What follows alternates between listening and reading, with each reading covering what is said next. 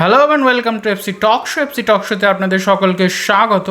তো সিজন শুরু হতে চললো এবং তার মধ্যেই ইস্ট বেঙ্গল তারা কিন্তু তাদের নিজেদের মিডফিল্ডের রাদার ডিফেন্সিভ মিডফিল্ড পজিশনটাকে আরও শক্ত করে নিতে চাইছে।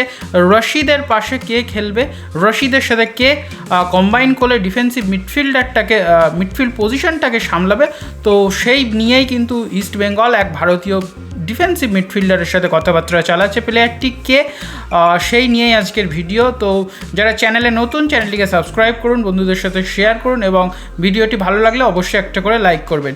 তো প্লেয়ারটি আর কেউ নয়, 23 বছর বয়সী এফসি গোয়ার ডিফেন্সিভ মিডফিল্ডার আয়ুষ দেব ছেত্রী। মার্কেট ভালো, 1.6 কোটি টাকা। যেহেতু ইস্ট বেঙ্গল আপকামিং কিছু ডেজেই আগস্ট মাসেই কিন্তু ACL 2 এর কোয়ালিফায়ার খেলবে, তো নিজেদের যে বেঞ্চ স্ট্রেংথ সেটা কিন্তু শক্ত করা খুবই প্রয়োজন।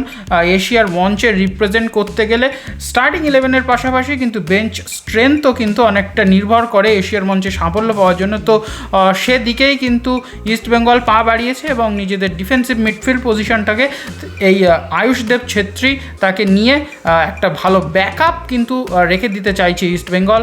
তো দেখা যাক আপকামিং কিছু ডেজে এই ডিল কিন্তু প্রায় ডান হয়ে যাবে বলেই এমনই খবর আছে। এখনও কিন্তু ডান হয়নি, আমি আগে থেকেই বলছি, আপনারা কেউ আগে থেকে প্রেডিক্ট করে ফেলবেন না যে লাল হলুদ জার্সি গায়ে কিন্তু আয়ুষদেব ছেত্রী পরবর্তী সিজনে খেলবে।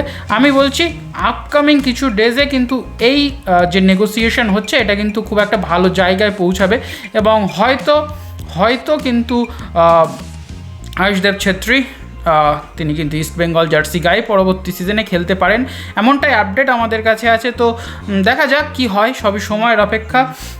এই ডিফেন্সিভ মিডফিল্ডার কাম সেন্ট্রাল মিডফিল্ডার প্লেয়ারটি ইস্ট বেঙ্গলের ডিফেন্সিভ মিডফিল্ড এবং সেন্ট্রাল মিডফিল্ডে রাদার ইস্ট বেঙ্গল মিডফিল্ডকে কতটা ভরসা দিতে পারে যদি সই হয়।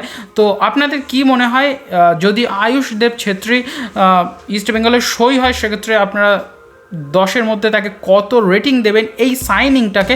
তো সেটা অবশ্যই কমেন্ট সেকশনে জানাবেন এবং ভিডিওটি ভালো লাগে থাকলে একটা করে লাইক করে দেবেন এবং ইস্ট বেঙ্গলের এমনই ছোটোখাটো আপডেট পেতে চ্যানেলটিকে সাবস্ক্রাইব করে রাখুন।